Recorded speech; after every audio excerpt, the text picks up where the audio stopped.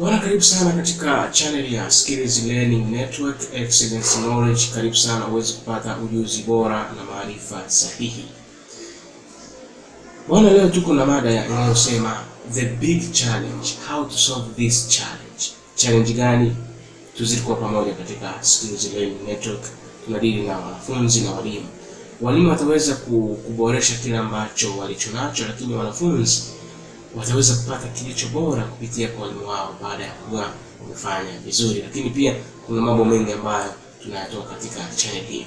Kwa hiyo kama wewe kwanza unatembea channel hii, ni kuomba uweze kusubscribe, lakini pia karibu sana. Tuzidi kuwa pamoja.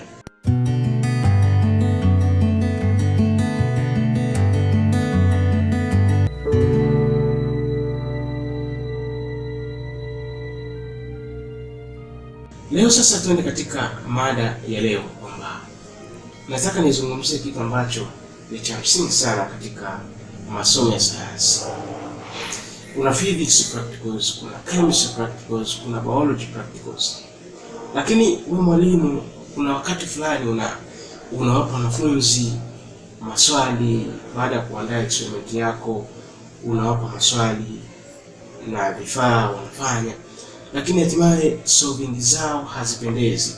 Solving zao zinakuwa hazina mpangilio, wanapita shortcut, hatimaye kitu ambacho kinaweza wakienda nacho mpaka mwisho wanaweza wakawa wanapoteza marks nyingi katika solving zao. Sasa hii ni challenge kwa walimu na wanafunzi. Wanashindwa kujua wanasolve vipi maswali yao, wanapita njia gani, wanabidi waweze kujibu kwa mtindo gani, ili waweze hatimaye systematic way ya swali iweze kueleweka. Hii ni challenge kwa wanafunzi. Sasa leo nataka ni tushare mawazo hapa. Kama una jambo lako pia kuhusu mada hii, utaweza kuniandikia kupitia comment. Sasa kitu ambacho mimi nakiona kwa wanafunzi, wanashindwa namna ya kujibu maswali, iwe physics, iwe chemistry, iwe biology. Lakini biology sio sana, lakini tukija katika solutions questions kama physics, kama chemistry, tuchukulie volumetric analysis, there is calculations or mathematics there. Physics hivyo. So sasa wewe kama mwalimu unataka wafanye vizuri ili uweze kusolve challenge, how to solve this challenge, waweze kusolve maswali yako ambayo umewapa, uweze kufanya vizuri.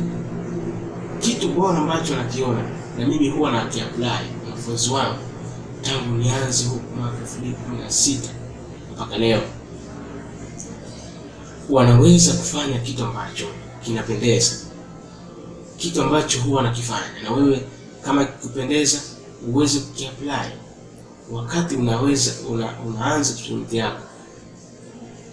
Unaweza ukawapa mwanzoni, ukaonesha kwa in brief, lakini ukiona sasa wanaenda ndivyo sivyo, kitu ambacho inabidi uwasaidie kwenye physics, kwenye chemistry, pia kwa biology.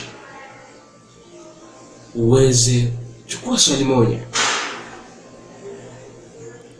uweze kulifanyia solving one step to one step, kwamba systematic way ya kusolve swali hili ni 1, 2, 3.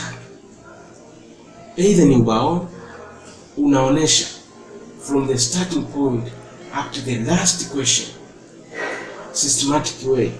You have to write this one, you have to conclude this one, you have to make the formula in clear solution, systematic way. Ukishaonesha vile, unakuwa ni role model ya swali hili. Kwa hiyo wanakuwa maswali yanayofanana na lile watakuwa wanasolve vile ulivyoonyesha, na hii ndio itakuwa solution kwa wanafunzi unaopenda waweze kufanya vizuri.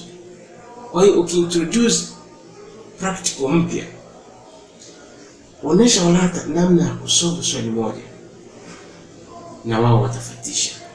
Lakini tofauti na hapo, kiwacho kama this experiment have been solved with this one, this and this and this, without a systematic solving solution or systematic showing the student, utakuwa unapata shida sana na muda utakuwa unasogea. Kwa hiyo the solution of the student to solve clear your questions is to choose one question, then you show the systematic solving way of that question, then those students who are going to copy that model of that question. Na hapo utaweza kuwasaidia kuweza kufanya maswali vizuri. Kitu ambacho ni bora zaidi katika kujibu is the way how to answer the questions.